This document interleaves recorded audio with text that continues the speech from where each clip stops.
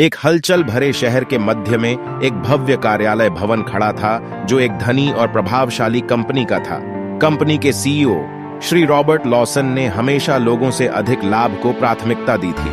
उन्होंने कंपनी की वित्तीय स्थिति में सुधार के लिए अक्सर कर्मचारियों को बर्खास्त करने का सहारा लेते हुए लागत में बेरहमी से कटौती करने की प्रतिष्ठा विकसित की थी। एक दुर्भाग्यपूर्ण वर्ष में कंपनी को आर्थिक चुनौतियों का सामना करना पड़ा और श्री लॉसन ने बड़ी संख्या में कर्मचारियों को नौकरी से निकालने का हृदय विदारक निर्णय लिया।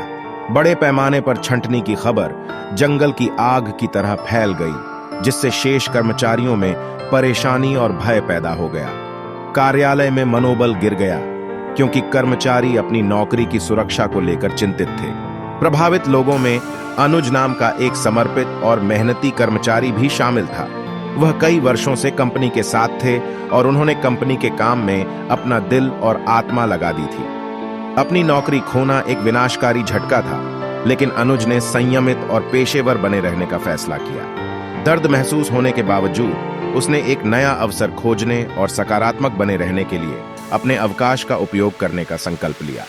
जैसे जैसे सप्ताह बीतते गए, अधिक कर्मचारियों को अनुज के समान भाग्य का सामना करना पड़ा।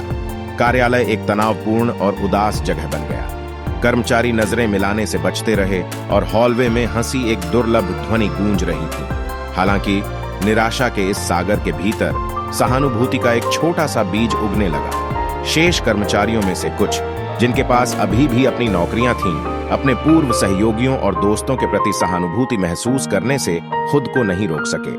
उन्हें एहसास हुआ कि वे आसानी से उसी स्थिति में हो सकते थे और उनकी नौकरी की सुरक्षा सबसे नाजुक थी। सबसे पहले श्री लॉसन ने कंपनी के अस्तित्व के लिए छंटनी की आवश्यकता को दोहराते हुए इसे खारिज कर दिया था, लेकिन सारा की सच्ची करुणा और प्रेरक तर्कों ने उसके मन में संदेह के बीज बोने शुरू कर दिए। जैसे जैसे दिन बीतते गए, वह उस अपराध बोध से छुटकारा नहीं पा सका जो धीरे धीरे उसे परेशान कर रहा था। एक शाम, एक लंबे और थका देने वाले दिन के बाद, श्री लॉसन ने हाल की घटनाओं पर विचार करते हुए खुद को अपने कार्यालय में अकेला पाया। उसने खिड़की से बाहर देखा और सूरज की रोशनी की आखिरी किरणें नीचे शहर पर एक गर्म चमक बिखेर रही थी। एकांत के इसी क्षण में सहानुभूति के बीज अंततः उसके हृदय में फूट पड़े। इतने सारे लोगों के जीवन पर अपने निर्णयों के प्रभाव को महसूस करते हुए श्री लॉसन को एक आत्मिक अनुभूति हुई। उन्होंने माना कि केवल लाभ पर ध्यान केंद्रित करने के कारण उन्हें अपने व्यवसाय के मानवीय पहलू के प्रति अंधा कर दिया था। उन्होंने बदलाव करने का फैसला किया। अगले दिन श्री लॉसन ने अपनी कार्यकारी टीम के साथ एक आपातकालीन बैठक बुलाई।